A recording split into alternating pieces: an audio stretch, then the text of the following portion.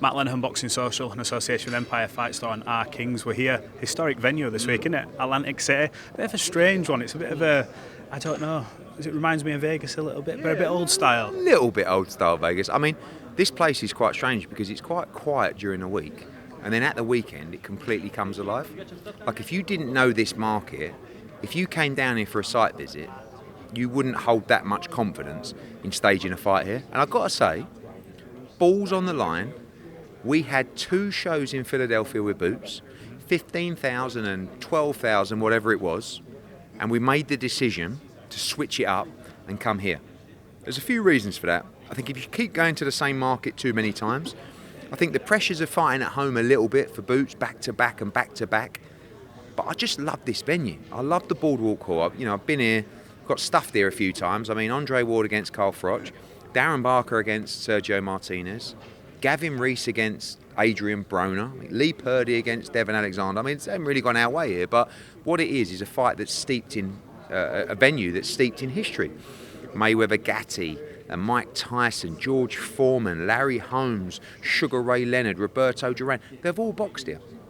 And when I say to you, tell me the boxing venues, iconic, historic venues in America, you would go Madison Square Garden, MGM Grand, Boardwalk Hall. I mean, it's top 5 in terms of that, and we will reignite it on Saturday. We will have a complete sellout. You're confident at 10,000, aren't you? Yeah. Well, listen, I know where we're at now, and it's selling. In America, it's unbelievable. We've probably got, 1,000, 1,500 tickets left. That sounds like a lot. Like, you will Fight week clears up, doesn't it, over here? It's so different to the UK. In the UK, 70 or 80% of your ticket sales are done in the first week. Right? Over here, probably 50% of your ticket sales are done in the last 2 weeks, and probably as much as 25 or 30% are done in the last 48 hours. They will all go. And, there will be, it's like 9,500, whatever it is. It's going to be a massive, massive crowd. And I'm proud, to be honest with you. Like, as a British promoter, coming over, I said to my old man the other day, who'd have thought that we'd be selling out Boardwalk Hall with a massive unification fight, the best fight in the division, one of the best fights of the year on Saturday. So yeah, like a little bit of me, wants a little bit of praise as well. You want a bit of credit? Yeah, I don't know who I'm going to get it from. I'll just give it to myself. That's mainly what I ever do, mate, to be honest with you. I just praise myself. No one else is going to fucking praise me. So bollocks to you. I'm just going to say I'm unbelievable. I'm the best to ever do it, baby. You said that before a few times. Look, the fight itself, I think, sells itself. Number 1 versus number 2. But what was different about today was we see Tom Brown on stage. Yeah. And when I was in Vegas for the Ryan and Mayer fight, there was a story that came out that says Top Rank and PBC are working closer together. We then hear that all promoters are. We see Tom Brown on stage with you today. Yeah. Is this sort of a page turner for all them other relationships that you're wanting to mend, having them here? I've always had a great relationship with PBC, but through Louis de Cubas, right? Louis de Cubas I class as a friend, I class as one of the best operators in the sport, and we go back to, I made Anthony Joshua against Charles Martin through Louis de Cubas. We've made so many fights together, some people don't even know about, and we've always got a line of communication. Right now we're talking about Callum Smith against David Benavidez. We're talking about Puello against Dalton Smith. We've got so many fights to do between Matchroom and PBC, and like Tom Brown, I get on really well with Tom Brown. I like Tom Brown. There's no reason why we can't leave here, go for a bite to eat and make 4 or 5 fights. I just feel like the landscape's changing a little bit, and maybe with TKO coming in, maybe like there's just a little bit of a feeling that, right, boxing's going to stick, we're going to make the big fights. It's great for the fans. That's why I say how good it is that Dana White's coming into the sport, because it'll give everyone a little kick up the arse. We're all competitors. We're fucking stubborn bastards, Especially, I am, but especially the guys that have been around for 40, 60, 70 years. What do you think? That there's a reason why they've been around that long. And, the relationship now between Matchroom and Golden Boy and us, we're talking about Stevenson's, a Pader, maybe a 5v5.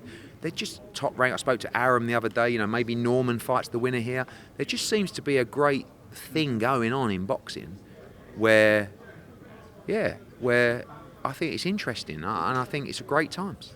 Was there a bit of fear factor then? You mentioned, I saw in a previous little huddle you've just done when TKO come in, but now everyone seems to be talking all of a sudden. Has that given everyone that kick? No, I just think that like I said, we're all competitors. We're all stubborn. And when someone comes into the space and says, we're going to, destroy promoters, we're going to do this and we're going to do that, you have to expect the response to be, really? I will fucking see about that, because that's what we're like. I don't think it's going to be like that, by the way. I don't think that's the plan. I think, I've seen the fighters that have been recruiting, and I think it's going to be a little bit of a slow burner. But there's two ways it can go. It can be friendly, and we can all work together, or it's a war. And everybody who works in boxing is up for either. Do you know what I mean? No one's afraid to roll up their sleeves and get stuck in.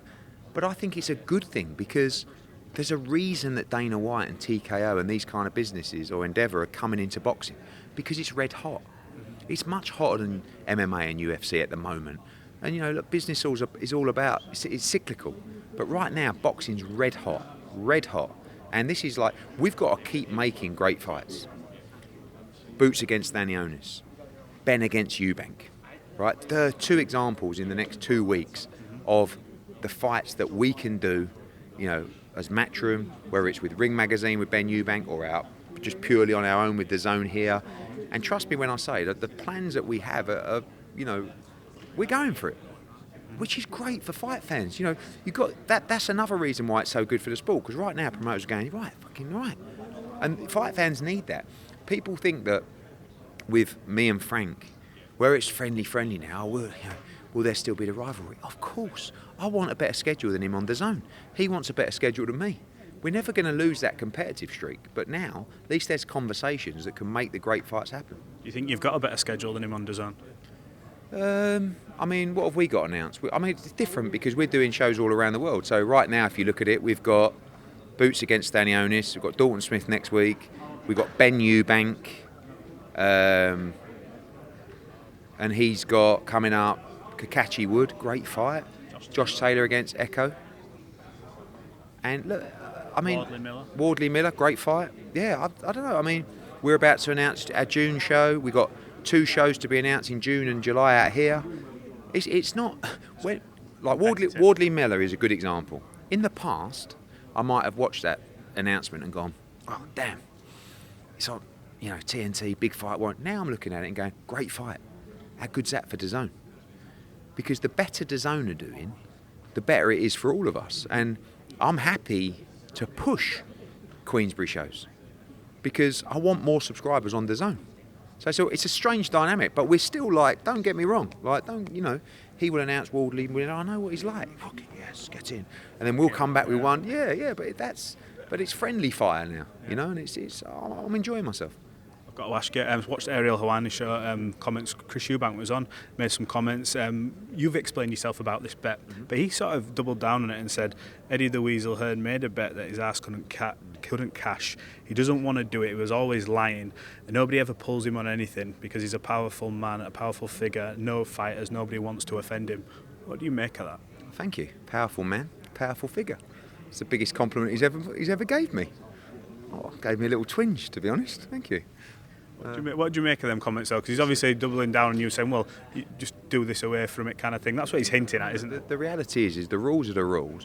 When I say I couldn't cash it, I don't mean to be big-headed. I'm all right.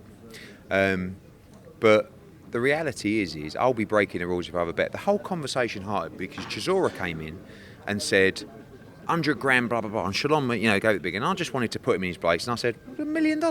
Escrow tonight. And then Ben came out and said, I can't bet because of the board. Right? Which is true. Now it's like, well, what we can do is, mate, we ain't doing nothing. There's more than £1 million on this fight, let me tell you.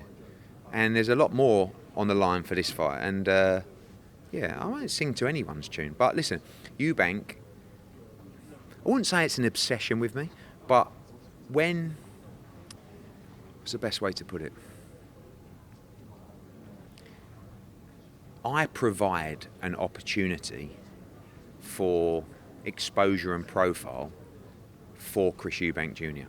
So what he does is he uses my name to elevate his brand, because that's what you do. You call out like a big name all the time to try and, get yourself on that level, and that's kind of what's happened. He alluded to the fact that apparently Senior, him and his dad met up in Brighton for the Harlem Eubank fight week, and he said his dad still doesn't think this fight happens. He said that before the first one. When you hear comments like that, you sort of think, what, you know, we don't want lightning to strike twice here. Listen, we've got 2 weeks on Saturday.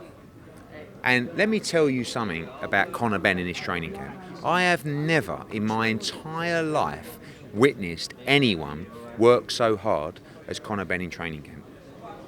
And if Conor Benn loses, and I don't believe he will, you can look yourself in the mirror and say, I've done absolutely everything I can to win this fight.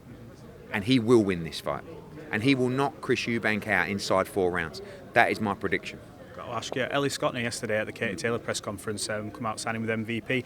Is there a sense of disappointment there? You've done a lot for Ellie in her career and now she's joined and they're sort of seemingly putting this sort of march on boxing to take over women's boxing. What's your thoughts? I think it's great for Ellie.